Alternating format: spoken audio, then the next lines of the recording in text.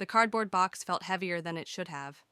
11 years of memories, achievements, and dedication, all reduced to a pathetic collection that could fit between my trembling hands. I'm Felicity, and this was supposed to be my promotion day. "We're restructuring the department," Winston had said, his steel gray eyes never quite meeting mine. "Your position has become redundant." Redundant. The word echoed in my head as I stood in my former office, watching Sandra from HR hover awkwardly by the door. My wall of awards caught the afternoon sun: Marketing Executive of the Year, Innovation Leadership, Client Excellence, all meaningless now. "Take your time," Sandra whispered, her sympathy feeling like sandpaper against my skin. "Security doesn't need to escort you out." I nodded, not trusting my voice. My phone buzzed. Probably Jace, my husband, checking in. I ignored it. He'd been oddly insistent about having lunch together today, probably wanting to comfort me after what he'd somehow known was coming. The office was eerily quiet as I made my way to Winston's corner suite. He was at the board meeting, the one I should have been presenting at. I just needed to drop off my security badge and building pass. His office door was unlocked. The familiar scent of leather and cologne made my stomach turn. As I placed my passes on his pristine desk, something caught my eye. His bottom drawer was slightly ajar, unusual for someone so meticulously organized. I shouldn't have looked. God, I wish I hadn't looked. But there it was, buried under some old files, a photograph, its edges worn. My hand shook as I pulled it out. The image was sun-bleached but clear enough. Winston and Jace, arms around each other's shoulders, standing in front of what looked like a cabin.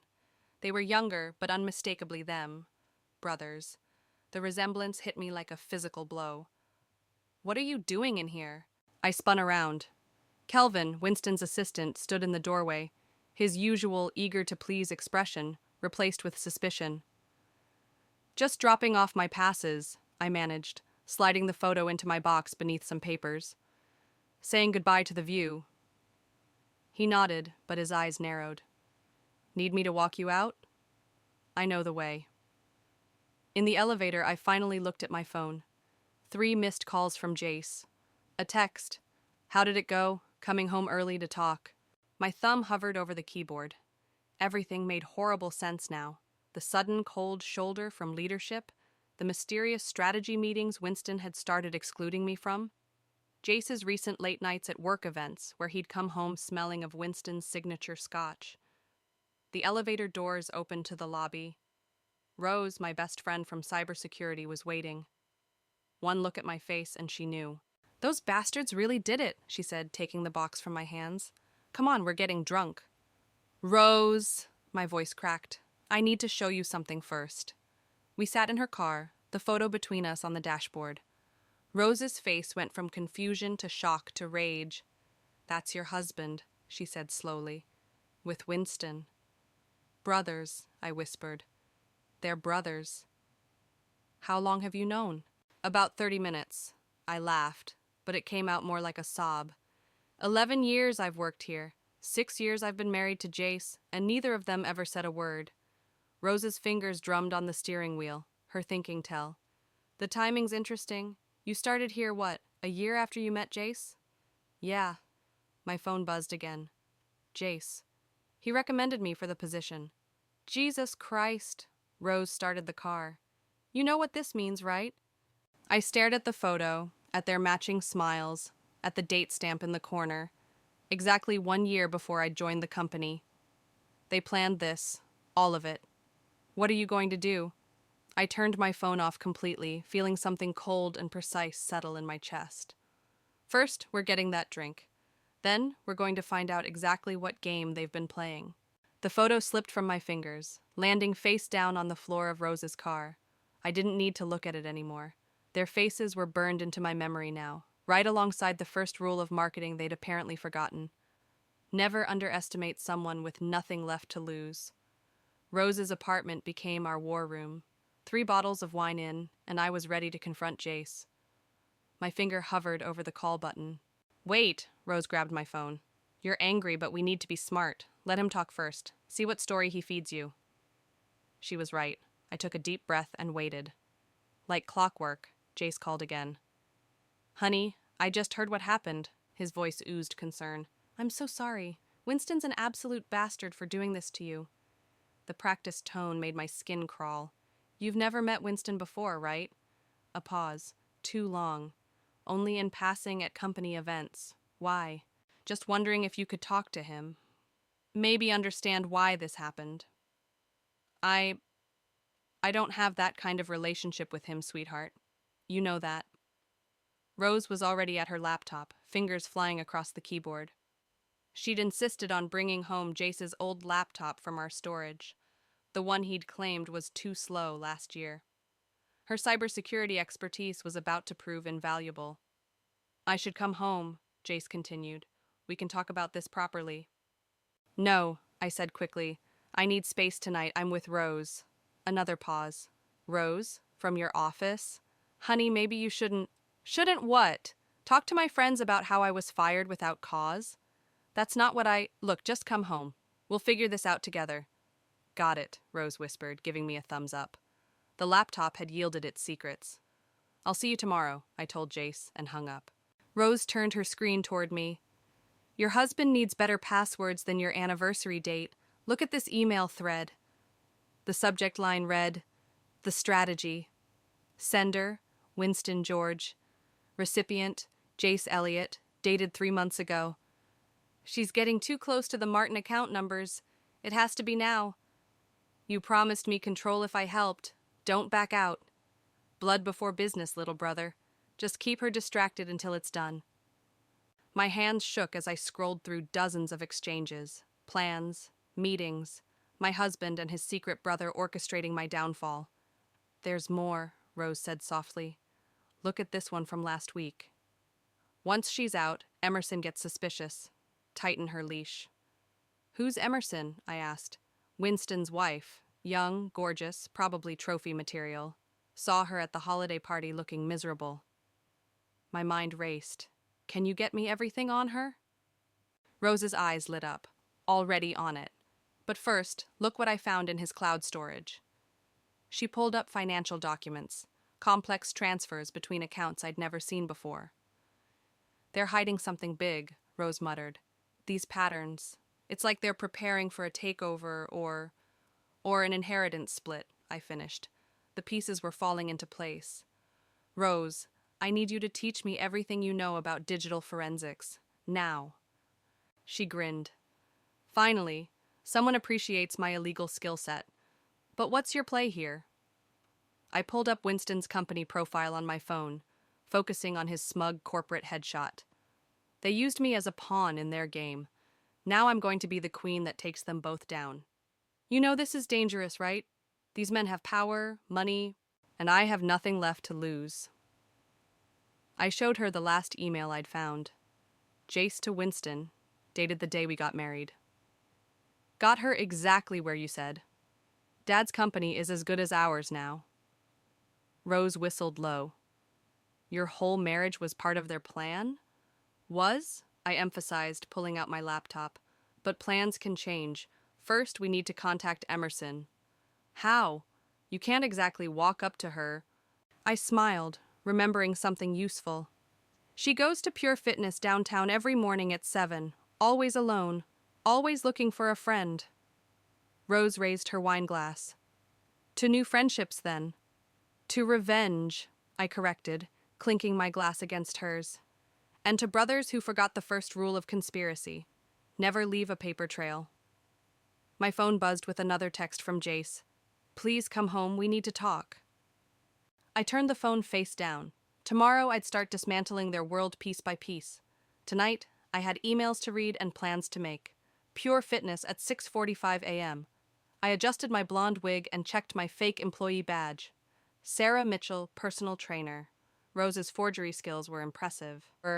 Emerson arrived right on schedule, her designer gym bag clashing with her defeated posture. I watched her check in, noting how she flinched when the receptionist mentioned an upcoming couples event. Perfect. I approached her at the treadmill. Hi, I'm Sarah. I noticed you're always here alone. Would you like a workout, buddy? She startled, then smiled hesitantly. That would be nice, actually. Over the next hour, I learned more about Winston's wife than his background check could ever reveal. She was lonely, scared, and desperate for connection. Winston works so much, she confided as we stretched. Sometimes I think he forgets I exist. Men can be like that, I sympathized, especially successful ones. Successful? She laughed bitterly. That's one word for it. Did you know he has his mother on payroll? Just to keep her quiet about something. I kept my face neutral. Family drama? You have no idea. There's this whole thing with his brother. She stopped suddenly, face paling. I shouldn't talk about this. Hey, I touched her arm gently. Whatever's said in the gym stays in the gym. Besides, I'm new in town. Who would I tell? She glanced around before leaning closer. Winston has this brother. Half-brother, actually. They share a mother, Bridget. Winston hates him because of some woman Jace picked over blood. My heart hammered. Jace? The brother. Winston says he betrayed the family by marrying some marketing executive instead of following their father's plan. She shook her head. I've never even met her, but Winston's obsessed with destroying her career. I forced a laugh. Sounds intense. Why would he care so much about his brother's wife? Money, probably. There's this inheritance thing. Winston keeps all these documents locked in his home office. Sometimes I hear him on the phone late at night talking about maintaining control and keeping Bridget in line. His home office? I pulled out my phone. Speaking of offices, my husband's planning a surprise renovation of Winston's workspace. I'd love to get your input on what he likes. Emerson brightened. Really? That's so thoughtful. Here, let me show you some photos. As she scrolled through her phone, I caught glimpses of security keypads, desk arrangements, and most importantly, Winston's login credentials taped discreetly under his desk calendar. You should come over sometime, she said suddenly. When Winston's traveling next week, it gets so quiet in that house. I'd love that. I smiled, already planning. Here's my number. Later that afternoon, I met Rose at our new favorite coffee shop. You're playing a dangerous game, she warned, reviewing the photos I'd taken of Emerson's phone screen. If Winston finds out, he won't. Not until it's too late. I showed her Emerson's text inviting me over tomorrow. Winston's flying to Chicago for meetings. And Jace? Still thinks I'm too devastated to notice his late-night strategy sessions. He actually suggested I see a therapist. Rose snorted. Thoughtful of him. Oh, by the way, I did some digging on Bridget. Found her address. The mother who knows everything? I leaned forward. Where?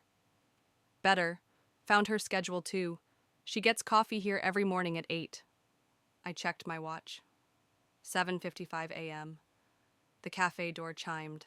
An elegant woman in her late 50s entered, her grace barely masking an underlying tension. That's her, Rose whispered. I watched Bridget order her usual. Rose's intel was spot on. She sat alone, staring out the window with the same haunted look I'd seen in Emerson's eyes. What now? Rose asked. Now we wait. Tomorrow I visit Emerson, get access to Winston's home office, find whatever he's using to blackmail his mother. And then? I thought about the photo that started it all, about Jace's practiced lies, about Winston's cold dismissal. Then we give Bridget a reason to stop taking hush money. I stood up, gathering my things. These men built their empire on secrets and lies. Time to let some light in. Rose grabbed my arm. Be careful with Emerson. She seems fragile. I know. I watched Bridget leave, her coffee untouched. But she's also the key to everything. And tomorrow, she's going to help me unlock her husband's destruction, whether she knows it or not. Mr. Francis, this is Amanda from Winston George's office. I deepened my voice slightly, channeling the professional tone I'd perfected over 11 years. We need to discuss some concerning irregularities in your account. Rose gave me a thumbs up from her laptop, where she was monitoring the call encryption. Irregularities? Martin's gruff voice sharpened. What kind of irregularities? Sir, I've been instructed to be discreet, but given your company's significance to our portfolio, I paused for effect. We've uncovered some unusual routing patterns in our international billing. Get to the point. There appear to be discrepancies between our reported hours and the actual billings through our Singapore subsidiary. I'm concerned these variations might trigger regulatory flags. The line went silent. I'd done my homework. Martin's company had nearly collapsed 20 years ago due to an accounting scandal. He was famously paranoid about compliance now. "Send me everything you have," he demanded. "Now." "Sir, I'm risking my position by making this call. Mr. George doesn't know—" "Damn right he doesn't," Martin cut in. "Because if he did, he'd bury it. You did the right thing. What's your name again?" "Amanda Porter, sir. I'll send the documentation through secure channels." Rose was already uploading the carefully doctored files we'd prepared. Billing statements with subtle discrepancies, email threads with just enough suspicious content, and one damning audio file we'd constructed from various recordings of Winston's speeches. "Holy shit," Martin breathed, presumably reviewing the files. "This could destroy us both." "Sir, I recommend an immediate audit, before the quarterly reports." "Already on it. And Amanda? Stay available." I ended the call, hands shaking slightly. "Did we get him?" Rose grinned. "Hook, line, and sinker. His team's already accessing the files. Look." She turned her screen showing multiple downloads. "They're spreading it through their legal department." My phone buzzed. Jace. Again. I'd been staying at Rose's for 3 days now, feeding him excuses about needing space. "Shouldn't you answer?" Rose asked. "Keep up appearances?" "Not yet. Wait for it."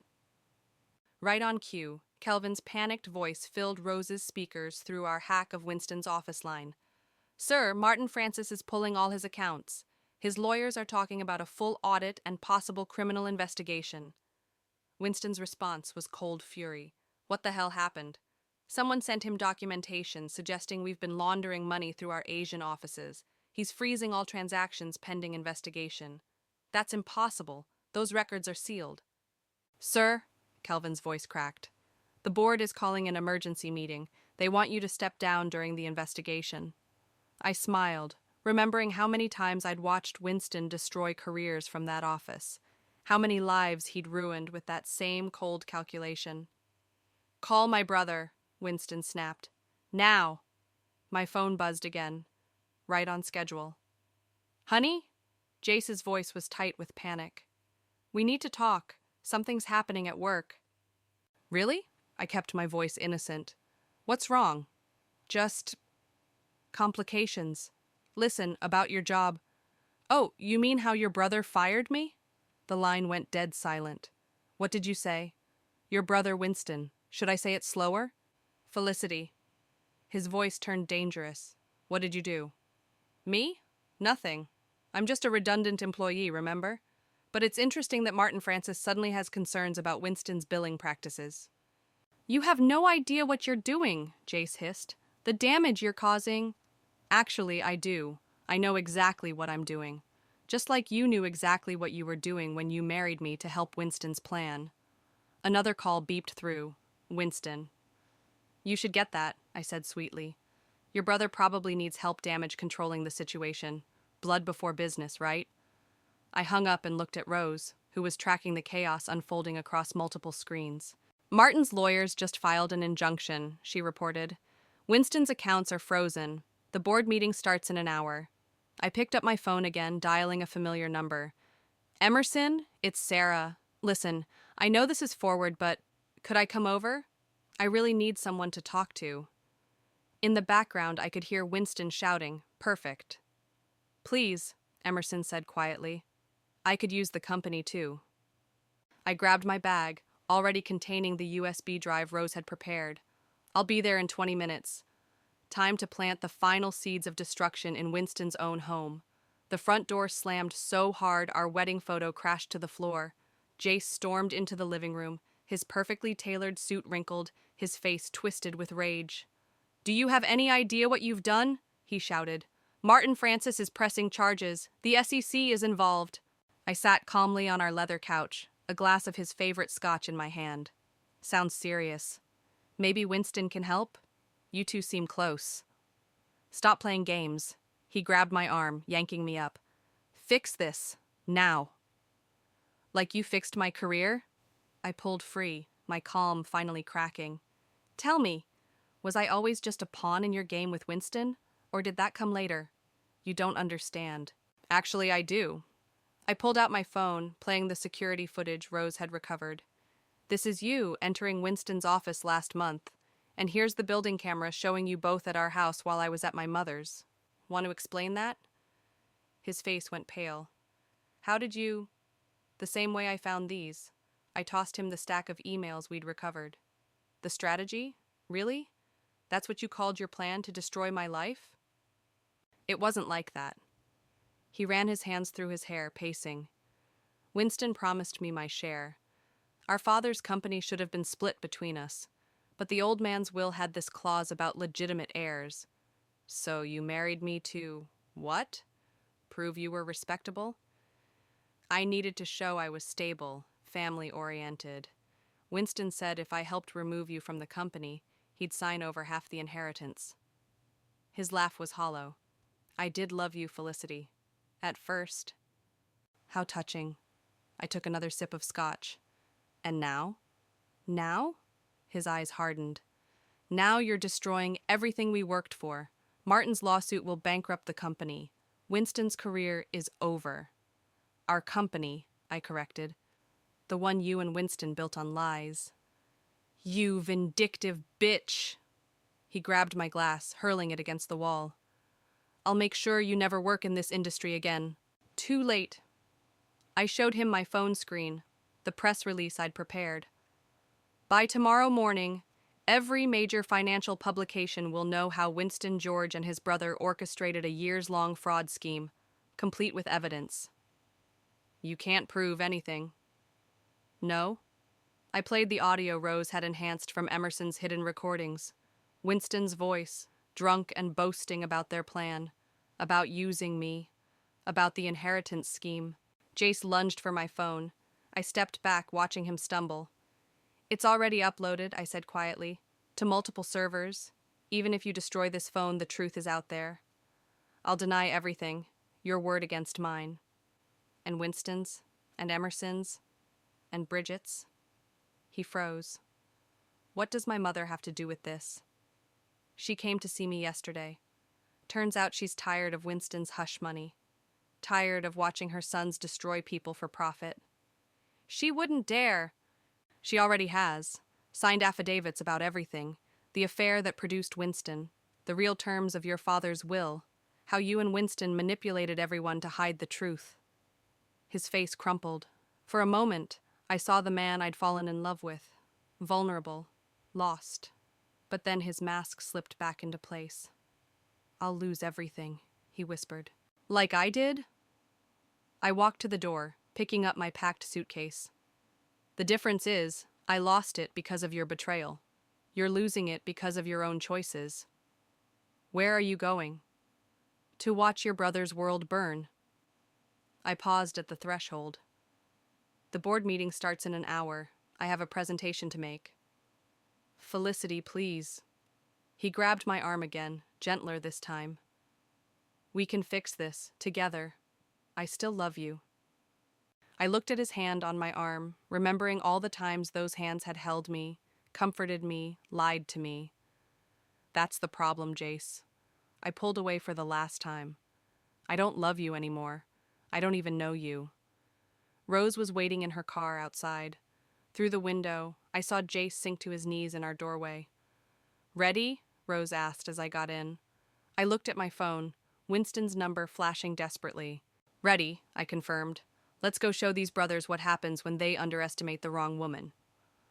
Bridget sat across from me at the upscale cafe, her hands wrapped around an untouched cappuccino.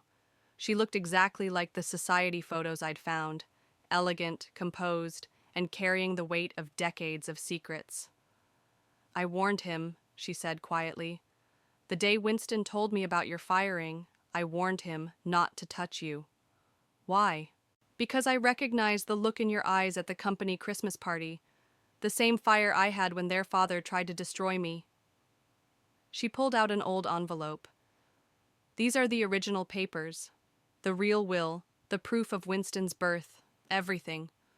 My hand shook as I opened it. Why are you giving me this?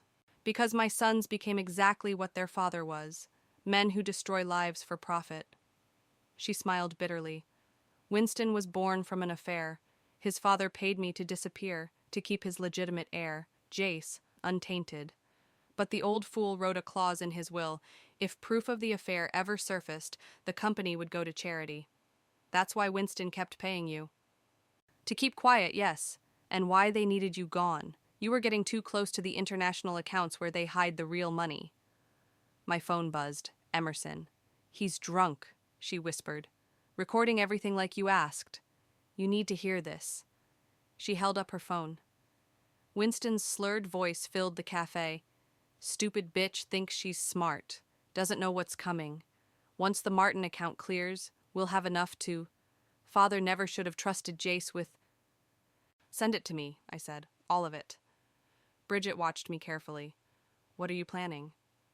Justice. I showed her the press release on my phone. In 1 hour, this goes live. Unless... Unless you do one better. Tell your story. Publicly. She paled. I can't. You can. Break their power where it hurts most.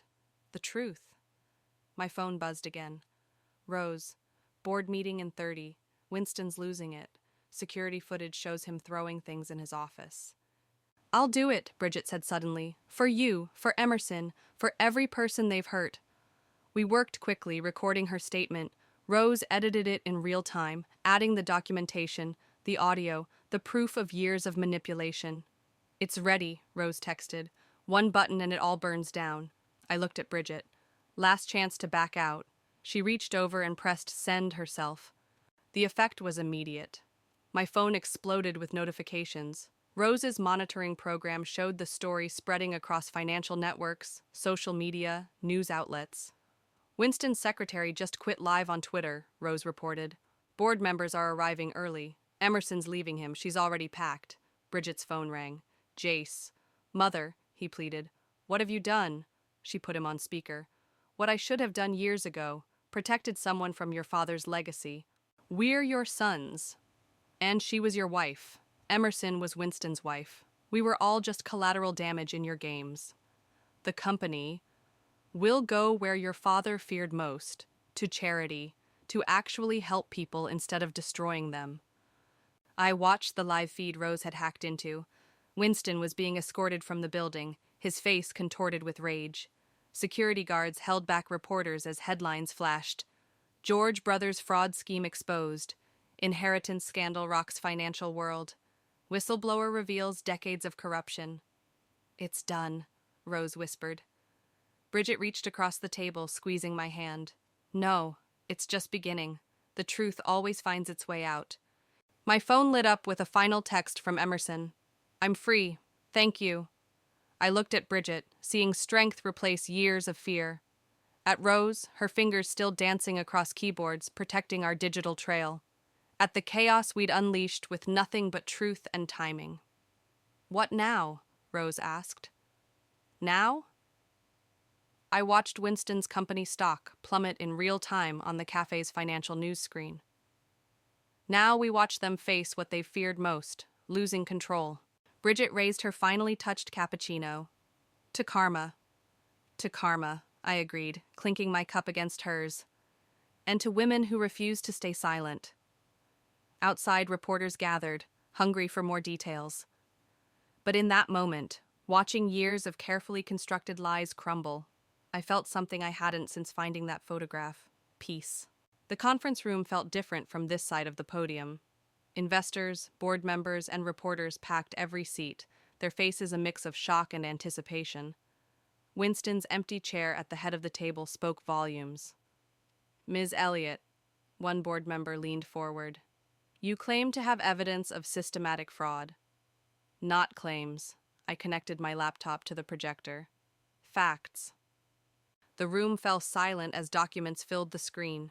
Financial records, email threads, Winston's drunken confessions from Emerson's recordings, Bridget's sworn statement about the inheritance clause. Jesus Christ, someone whispered. For 11 years, I continued, I helped build this company's reputation. What I didn't know was that I was also helping hide its crimes. The door burst open. Jace stumbled in, his tie askew, eyes wild. "She's lying," he shouted. "This is a vindictive attack from a disgruntled ex-employee." "Actually," Martin Francis stood up from the back row, "my forensic team has verified every document. The Singapore accounts? Just the tip of the iceberg." Security moved toward Jace, but he was already charging the podium. "You promised!" He grabbed my arm. "You promised to stand by me, for better or worse."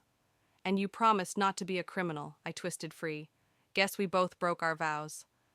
The guards pulled him back as he thrashed. "Winston will fix this. He always fixes everything." "Winston's not fixing anything anymore," Rose called from her laptop. "He just tried to board a private jet to the Caymans. FBI has him in custody." The room erupted. Reporters rushed for their phones. Investors demanded emergency meetings. Through it all, I stood steady, watching my husband's face crumble as his world collapsed. "We can still fix this," he begged, softer now. "Together. Remember how good we were together? I love you, Felicity." That part was real. For a moment, I saw flashes of our life. First date, wedding day, quiet Sunday mornings. But then I remembered the photograph, the emails, the calculated destruction of my career. The love was real, I agreed. For me. For you, it was just another investment that didn't pay off. "Please." "Mr. Elliott," a stern voice cut in. Two FBI agents stood in the doorway. "We need you to come with us." As they led him away, he kept looking back at me, mouthing "please" until he disappeared. The board chairman cleared his throat. "Ms. Elliott, given these revelations, we'd like to discuss your future with the company." "My future?" I laughed. "I think we all need a fresh start." I nodded to Rose, who pressed enter on her laptop. The projector switched to a new presentation. Integrity Partners, a new vision for ethical finance. "Several key clients, including Martin Francis, have already pledged support," I explained. "We're building something new, something honest." "And who would lead this venture?" the chairman asked. "I would." I turned to face the room fully, along with two partners who understand the true cost of corruption. Emerson and Bridget walked in, both transformed from their previous defeated selves. Emerson carried a stack of client commitment letters. Bridget held the original will that would force the company's dissolution. "Ladies and gentlemen," I addressed the stunned room, "welcome to the future of finance, one where transparency isn't just a buzzword, but a foundation." The energy shifted. Investors began whispering, nodding. Reporters scribbled frantically. "You destroyed my sons," Bridget announced clearly. "Now we'll rebuild something worthy from the ashes." My phone buzzed. A text from Rose. "Winston's singing to the feds. Jace too. It's really over." I looked around the room where I'd once sat silently, watching Winston and Jace manipulate and destroy. Now their portraits had been removed, their nameplates cleared, their legacy erased. "Questions?" I asked the room. Hands shot up everywhere. But before I could call on anyone, Emerson stepped forward. "Actually," she smiled, "I think we should start with our first announcement. Show them what real leadership looks like." I nodded, switching to the next slide. The room gasped as the numbers appeared. Our initial funding, committed clients, projected growth. "This," I said firmly, "is what happens when you underestimate women who have nothing left to lose. We build something better." The applause started slowly, then built to a roar. Through the glass walls, I could see Winston's name being removed from the building directory. A new chapter was beginning, and this time, I was writing it. The morning sun streamed through my new corner office windows, casting long shadows across the Integrity Partners logo on the wall. My phone buzzed. Another news alert about Winston's sentencing hearing. 20 years, Rose announced, walking in with coffee. No possibility of early release. Jace got 15. "Have you seen this?" I handed her the morning's financial paper. Our company's latest success splashed across the front page. Integrity Partners revolutionizes ethical finance. "Not bad for someone who was redundant," Rose grinned. "Oh, Emerson's here with the new client contracts." Emerson entered, radiant in a way she'd never been as Winston's wife. Martin Francis is referring 3 more major accounts. Says he's never seen better returns with cleaner books. Speaking of books, Bridget joined us, holding up her phone. The charity foundation just cleared its first billion in donations. My ex-husband would be having fits in his grave. We gathered around my desk, 4 women who'd turned betrayal into triumph. The wall behind us displayed our company's core value. Truth is the strongest currency. Did you see this? Rose pulled up an email. Kelvin's looking for a job. Says he's learned his lesson about enabling corrupt bosses. Send him to HR, I decided. Everyone deserves a second chance at doing the right thing. My desk phone lit up. The security desk. Ms. Elliott, there's a Mr. Elliott here to see you. My heart stuttered. Jace? No, ma'am. Says he's your father. I hadn't seen Dad since the scandal broke. He'd been traveling abroad, unreachable during the chaos. Send him up. Minutes later, my father stood in my doorway, looking older but proud. Nice view. Better than the one from prison, I hear, I said carefully. He stepped in, taking in the success around him. I saw Winston's sentencing on the news, Jace, too. He paused. I'm sorry I wasn't here when it all happened. You're here now. Am I? He met my eyes. Because I came to do something I should have done years ago. When your mother died, I taught you that success meant never showing weakness, never letting anyone see you hurt. Dad, I was wrong. He pulled out an old photo, Mom and me at my college graduation. She would have been so proud of you, not for the success, but for standing up, for fighting back. Tears pricked my eyes. I was so angry for so long. You had every right to be, but look what you built from that anger. He gestured to the office, the team, the evidence of triumph everywhere. You did what I never could, turned pain into power. Rose cleared her throat. Quarterly reports are ready, and Laurel from HR sent up the new ethics compliance guidelines.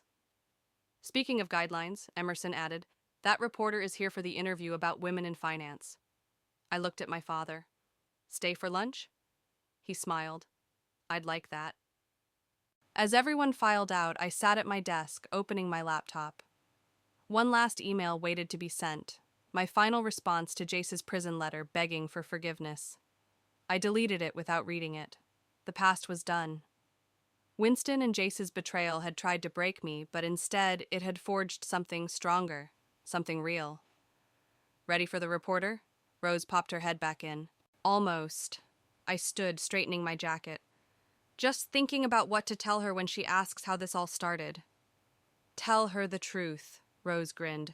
Some men thought they could use love as a weapon. They forgot that broken hearts make the best armor. I laughed, following her out.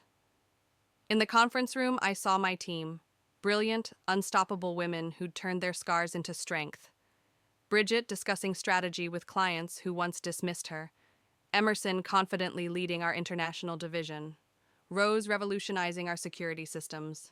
And me? I was exactly where I needed to be. Not because of revenge, but because of resilience. Ready? The reporter asked, recorder in hand. I smiled, thinking of that cardboard box from what felt like a lifetime ago, of the photograph that started it all, of the men who thought they could write my ending. Ready, I said. Let's talk about how sometimes the best revenge isn't destroying someone's world. It's building a better one, Rose finished, and that's exactly what we did.